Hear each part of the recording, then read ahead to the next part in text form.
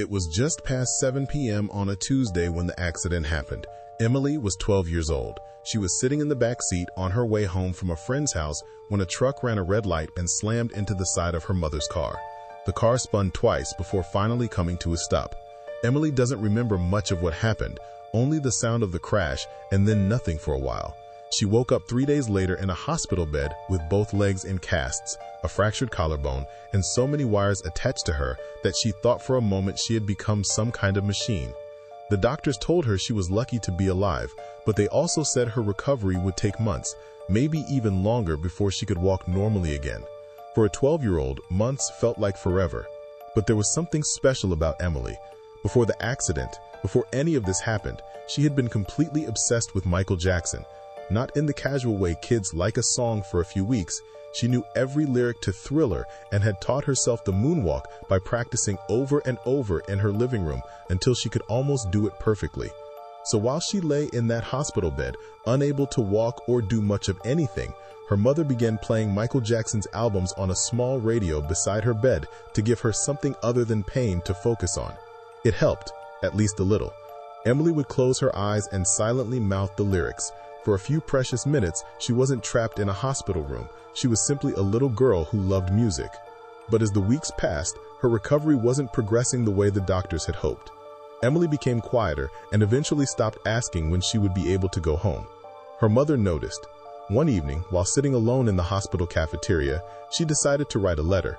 She didn't write to Michael Jackson because she knew that would be impossible. Instead, she wrote to a local radio station that hosted a nightly dedication segment where listeners could request songs for people they loved. In the letter, she explained everything: the accident, the casts, and how her daughter had spent every night for the past 3 weeks listening to the same Michael Jackson songs just to hold on to a sense of normal life. She simply asked if they could play one song for Emily.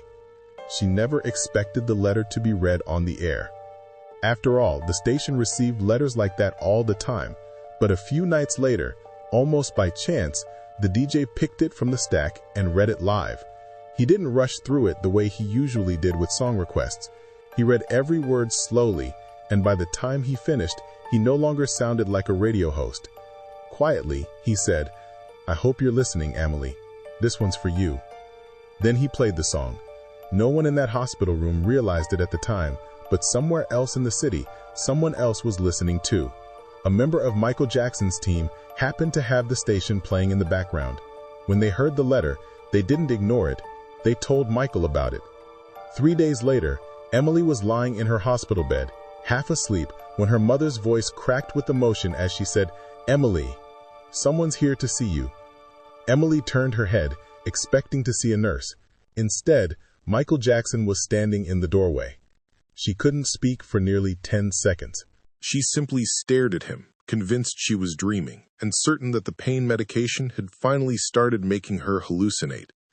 Michael walked over, sat gently on the edge of her bed, smiled, and said, "I heard you've been having a rough few weeks." Emily burst into tears before she could even answer. Michael stayed with her for almost an hour. He signed the cast on her leg, hummed a few off-key bars of Thriller with her just to make her laugh, and before leaving, he said something that Emily's mother would remember word for the rest of her life. The fact that you're still here, still fighting, that's the only thing that matters. The rest, we can work on. 4 months later, Emily walked out of the hospital. She walked more slowly than before, and she was left with a slight limp that never completely disappeared. But every single year, on the anniversary of the accident, she still plays that same song, the one the DJ played after reading her mother's letter.